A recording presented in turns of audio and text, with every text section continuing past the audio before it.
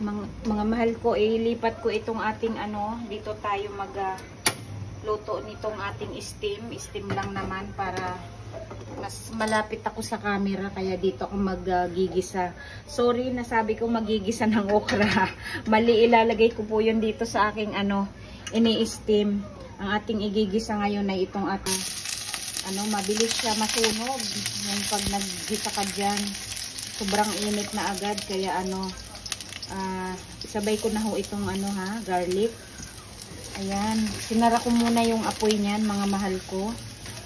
At bubuksan ko ulit ngayon para magisa. Ay, puso ko nalaglag. Direkta na natin to, mga mahal ko, ang aking chicken, para may kaunting ulam naman ang halo ng ating kangkong tofu. Ayan po. 3 days akong hindi nag-rice, in fairness, dahil dun sa aking mga pinagluluto. Hugas lang po akong kamay. Yung aking kinain ng mga liempo at litos, ayan, 3 days so akong hindi nag-rice. So, anak, not noisy. Ayan, ilalagay ko na tong ating tofu na pinakuluan. Ang aking hinalo doon sa sa ating steam ay ano lamang po yan. Yung ating asin lang at ang ating paminta na durog po. Ayan, wala akong ibang flavor dyan, kundi yun lang. Nagsuksok ako ng isang botel na bawang, naglagay ho akong paminta ha, mga mahal ko. Nagsuksok ako, ang tapang ng amoy, ng isang botel na bawang na binalat doon sa loob ng at saka yung luya, sibuyas, bawang, kamatis. Ayan, nilagay ko po doon. Dito naman sa ating niluluto ngayon ay ang ating lamang pong ipi-flavor niyan ay oyster. Ayan, maliit lang po ulit. Dahil nga po, malasa na yan. Ayan, may chicken inasal naman siya, mga mahal ko. Ilagay na po natin itong ating tangkay ng kangkong para medyo maluto po siya. Ayan. Siyempre, ihalo na rin natin itong ating oyster na isang sachet. At sasabawan po natin ng hugas bigas, mga mahal ko. Ang aking favorite, alam niyo na po yan sa mga nanonood na sa akin ng aking video. Ayan po, hugasan lang ang kamay ng lola. Mahilig po ako talaga sa tubig, kaya nasa lababo ako lagi. Ayan. Siguro maglagay na tayo ng ating hugas bigas para ma-steam na muna siya ng bahagya. Sasabawan ko dahil hindi ako sana mahilig sa sabaw, pero ang aking baby Mika ay ang ulam lamang niyang gusto ay sabaw, kaya lagyan natin, mga mahal ko, dagdagan ko po. Mahilig po siya sa sabaw, takpan muna natin yan para ma-steam siya ng bongga. Ayan. Oh, kumukulo na yung ating paboiling dyan. Wait lang po. Takpan muna natin to, mga mahal ko, para maluto ng mabuti ang steam ng ating kangkong. Saka natin isusunod itong ating dahon. I-drain ko muna. Ito na, mga mahal ko. Tikman na natin ang ating gulay. Ayan. Oh, kung ano na baga ang lasa na rin. Tikman na natin. Wala pa itong asin. Basta yung oyster lang masarap. Kasi may inasal na chicken. At wala naman yata akong gustong ihalo. Ano ba? May ihahalo ba ako? Teka. Manamis na siya. Maglagay tayo ng super kapirasong ito ha, napakaliit. Cubes. Ayan, ang liit lang. Opo, para dagdag lang kunting alat. Lagyan natin ng kaunti lang. At ilagay na rin natin itong ating dahon, mga mahal ko. Ayan. Ay, luto na yan po. Ito kailangan ko ng isang sandok. Wait lang, anlawan natin. Para ma-mix together ko sila. Ay, baba ka muna takip. Ayan, meron na tayong ulam. Ulit.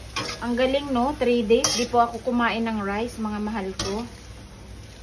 Puro lang yung ganon, yung palitos natin at saka yung mga fresh kong cucumber at carrots. Yun lamang po ang kinain ko. In fairness naman, magaan sa katawan. Iba talaga pagka hindi ka talaga ano sa rice. Kaso ako obsessed talaga sa rice, mga mahal ko. That's so much ball. I see it. Balloons. It's balloon. Yeah. Not keep on running kasi baka madapa ka na naman, anak. Ito namang mahal ko, ilagay na natin tong ating okra. Sa side lang ho. Ang mahal po ng kilo ng okra ngayon, pero I don't need to mention, basta mahal siya. Talaga lang ay sobrang paborito ko ang gulay na ito. Basta ang dami kong gustong kinakain sa buhay ko, hindi ko lang kinakain ang dinuguan. At saka yung mga iba rin hindi ko kilalang pagkain. Tikman natin. Diyos ko, napakasarap. Asin lang at paminta. Kaso yung mga ingredients niya dyan na na kamatis, luya, sibuyas, bawang, yun ang lalong nagpasarap, mga mahal ko. Napakasarap. Ayan. Pero may sinaing naman ako ngayon, isang scoop. At ang baby Mika ko nga ay kailangan niya kumain ng rice. Ayan. Ayan, panay ang iyak po niyan. Ayan, ang sarap ng ating gulay. Ang sabaw ang kanya dyan. Ayan, mga mahal ko, platings na natin itong ating kangkong tofu na may chicken inasal. Ayan, ito lang, busog ka na kahit talagang wala kang rice Pero nagsaing ako kasi ang baby ko, kailangan niya kumain ng rice. Pinipilit ko lang siya kasi hindi niya pa talaga po gusto. Ayan na mga mahal ko, masarap, di ba po? Healthy na naman ang ating ulam. At yan ang ating steam, malapit na, palagay ko. Okra na lang ang ating niluluto dyan, mga mahal ko. At ayan ay almost done na rin po. Ayan, ang sarap-sarap naman. Ayan, di ba po? Happy tummy. Without rice na yan, masarap talaga yan. Sa tofu pa lang, busog na tayo. Once again, oops, ang ating usok. Ayan po. I-off na natin ang ating flame din dyan. Na-steam na rin po yan. Ayan. Wait lang, mga mahal ko. Mga mahal ko, kain na po tayo. Mommy, I want rice. Yeah, ito na po ang aking nilutong kangkong na may inasal at tokwa po. May inasal na chicken. Ayan. Ang sabaw po ang ulamin ni Mika. At ito naman ang aking in-steam na tilapia. Ayan po, mga mahal ko. May gulay po na okra dahil favorito ko po yan. Sinama ko sa steam. At ang aking baby koy na magulang aming house dahil siya lalaro ng todo. Say good morning, mga mahal ko. We gonna eat na. I put sabaw on your rice. Say like sa mga mahal natin. No. Sabihin mo muna, good morning po. No. Tanghali naman. No. Sige, bitaw kay mami. Not jumping, mahulog ka. Ay, Diyos ko, ganyan po ang aming sitwasyon, mga mahal ko. Tanghali na, tingnan niyo yung oras namin. I want rice. Ayan. Mommy. Okay, gusto na daw niya ng rice ko. Maglalagay ako ng chili garlic. Ayan, napakasarap ng ating in-steam na tilapia. Hindi ako nagsasawa sa ulam na to. Paulit-ulit kong mga niluluto. Kasi favorite ko talaga. Ang baby ko, ayan, nakain na rin siya. Habang nanonood po yan. Ang washing ko matatapos na. Naririnig ko na po yung dryer. Kain tayo, mga mahal ko. I love you all po sa inyo. Thank you so much. God bless us all.